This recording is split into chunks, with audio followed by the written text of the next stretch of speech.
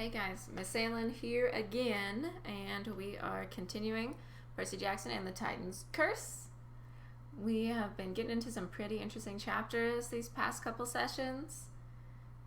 We ended on a cliffhanger. Percy's being chased by some kind of dragon monster men that were grown out of soil and some mysterious red liquid, which y'all could probably guess what it is, by the general of Kronos' army, whoever that is.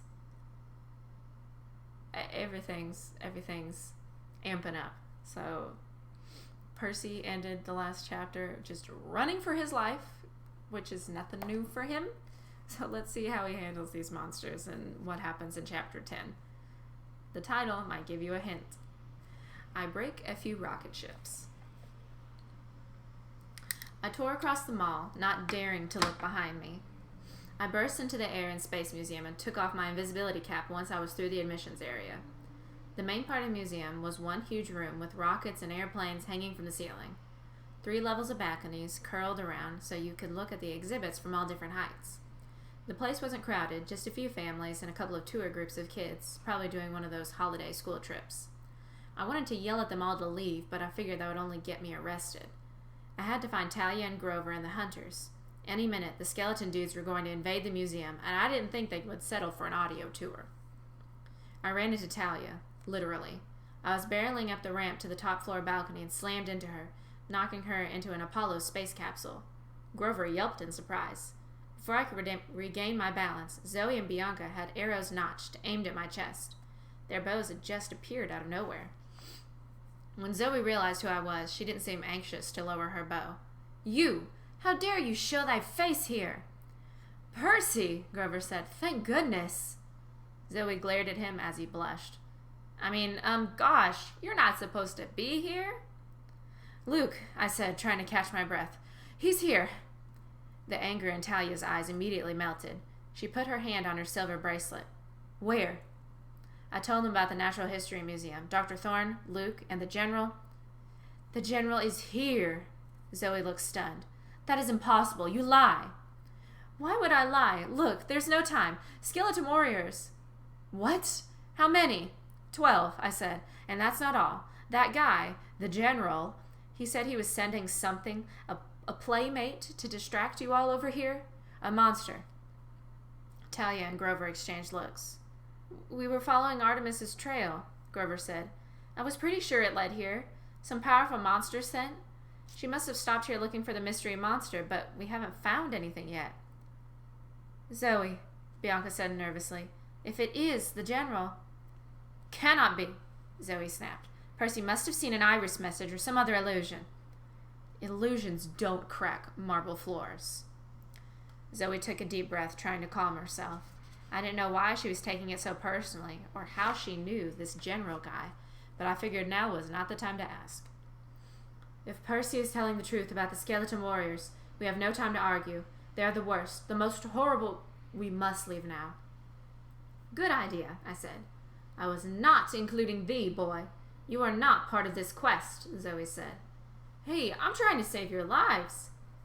"You shouldn't have come, Percy," Talia said grimly. "But you're here now. Come on, let's get back to the van." "That is not thy decision," Zoe snapped. Talia growled at her. Scowled at her. "You're not the boss here, Zoe. I don't care how old you are. You're still a conceited little brat." "You never had any wisdom when it came to boys," Zoe growled. "You could never leave them behind." Talia looked like she was about to hit Zoe. Then everyone froze. I heard a growl so loud I thought one of the rocket engines was starting up. Below us, a few adults screamed, and a little kid's voice screeched with delight. "Kitty!" Something enormous bounded up the ramp. It was the size of a pickup truck, with silver claws and golden glittering fur. I had seen this monster once before. 2 years ago, I'd glimpsed it briefly from a train. Now, up close and personal, it looked even bigger. "The Nemean lion," Talia said. "Don't move." The lion roared so loud it parted my hair. Its fangs gleamed like stainless steel. "Separate on my mark," Zoe said. "Try to keep it distracted." "Until when?" Grover asked. "Until I think of a way to kill it. Go!" I uncapped Riptide and rolled to the left. Arrows whistled past me, and Grover played a sharp tweet-tweet cadence on his reed pipes. I turned and saw Zoe and Bianca climbing the Apollo capsule. They were firing arrows, one after another, all shattering harmlessly against the lion's metallic fur. The lion swiped the capsule and tipped it on its side, spilling the hunters off the back. Grover played a frantic, horrible tune, and the lion turned toward him. Battalia stepped into its path, holding up Aegis, and the lion recoiled. "Hi-ya!" Talia said. "Back!" The lion growled and clawed the air, but it retreated as if the shield were a blazing fire. For a second, I thought Talia had it under control. Then I saw the lion crouching, its leg muscles tensing. I'd seen enough catfights in the alleys around my apartment in New York to know what was coming next. The lion was going to pounce. "Hey!" I yelled. I didn't know what I was thinking, but I charged the beast. I just wanted to get it away from my friends. I slashed with Riptide, a good strike to the flank that should have cut the monster into a meow mix, but the blade just clanged against its fur in a burst of sparks. The lion raked me with its claws, ripping off a chunk of my coat. I backed against the railing. It sprang at me, 1,000 pounds of monster, and I had no choice but to turn and jump. I landed on the wing of an old-fashioned silver airplane, which pitched and almost spilled me to the floor 3 stories below. An arrow whizzed past my head. The lion jumped onto the aircraft, and the cords holding the plane began to groan. The lion swiped at me, and I dropped onto the next exhibit, a weird-looking spacecraft with blades like a helicopter. I looked up and saw the lion roar. Inside its maw, a pink tongue and throat. Its mouth, I thought. Its fur was completely invulnerable, but if I could strike in its mouth... The only problem was the monster moved too quickly. Between its claws and fangs, I couldn't get close without getting sliced to pieces. "Zoe!" I shouted. "Target the mouth!" And the monster lunged. An arrow zipped past it, missing completely, and I dropped from the spaceship onto the top of a floor exhibit. A huge model of the Earth. I slid down Russia and dropped off the equator. The Nemean lion growled and steadied itself on the spacecraft, but its weight was too much. One of the cords snapped and the display swung down like a pendulum. The lion leaped off into the Model Earth's North Pole. "Grover!" I yelled. "Clear the area!" Groups of kids were running around screaming. Grover tried to corral them away from the monster just as the other cord on the spaceship snapped and the exhibit crashed to the floor. Talia dropped off the second-floor railing and landed across from me, on the other side of the globe. The lion regarded us both, trying to decide which of us to kill first. Zoe and Bianca were above us, bows ready, but they kept having to move around to get a good angle. "No clear shots!" Zoe yelled. "Get it to open its mouth more!" The lion snarled from the top of the globe. I looked around. Options. I needed... The gift shop. I had a vague memory from my trip here as a little kid. Something I'd made my mom buy me, and I'd regretted it. If they still sold that stuff... "Talia," I said, "keep it occupied." She nodded grimly. "Hey-ya!" She pointed her spear, and a spidery arc of blue electricity shot out, zapping the lion in the tail. Roar! The lion turned and pounced. Talia rolled out of its way, holding up Aegis to keep the monster at bay, and I ran for the gift shop. "This is no time for souvenirs, boy!" Zoe yelled. I dashed into the shop, knocking over rows of t-shirts, jumping over tables full of glow-in-the-dark planets and space ooze. The saleslady didn't protest. She was too busy cowering behind her cash register.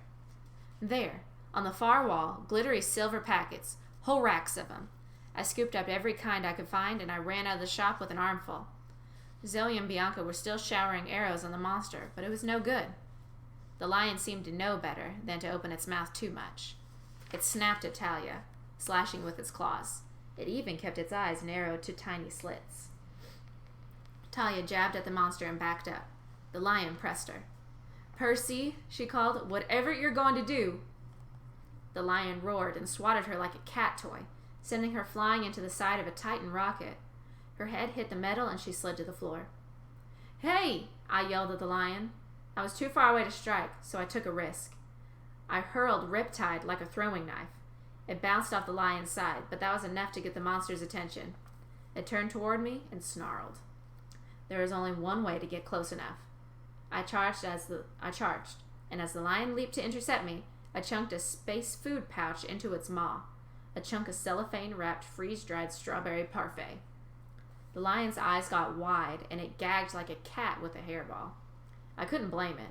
I remember feeling the same way when I tried to eat space food as a kid. That stuff was just plain nasty. "Zoe, get ready!" I yelled. Behind me, I could hear people screaming.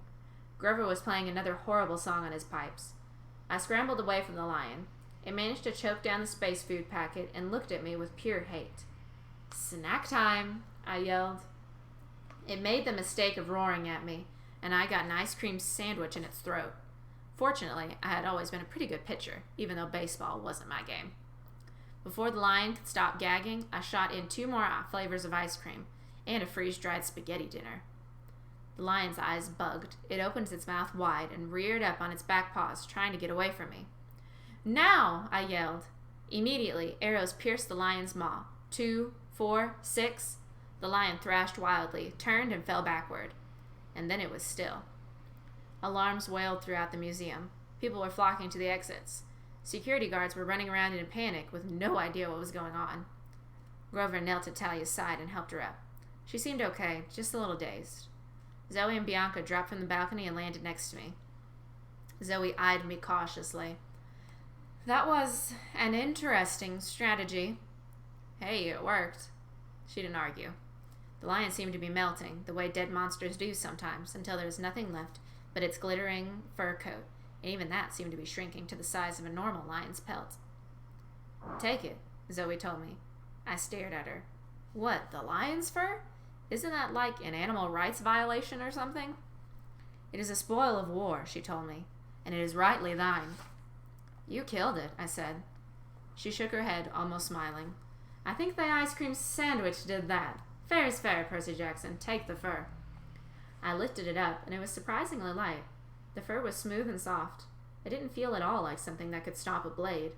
As I watched, the pelt shifted and changed into a coat.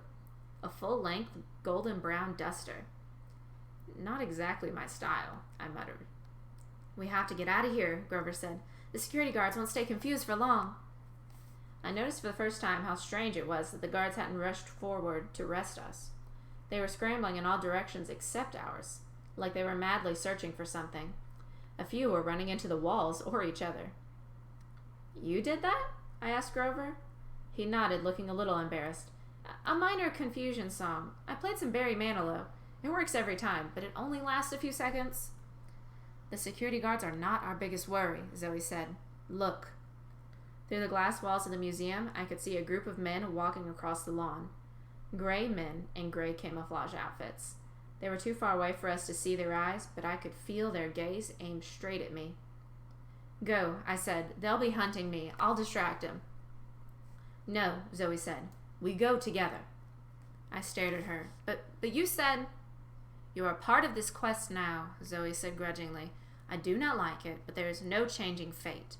You are the 5th quest member, and we are not leaving anyone behind."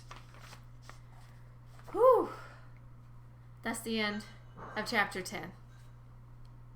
Percy and his quick thinking, although one of these days it's going to backfire on him. I mean, I think it might already have. He jumped in front of those dragon camo dudes, and now they're after him. And now he's going with them on their quest, so those things are still going to be after them. But at least they defeated the lion, and Percy got this cool jacket. I hope it's got some kind of magic powers or something. Chapter 11 is called Grover Gets a Lamborghini, which sounds like something Grover probably ought not to be driving, but sounds pretty cool all the same. Alright, I'll see you guys tomorrow for chapter 11. Stay safe, have some fun. See you later.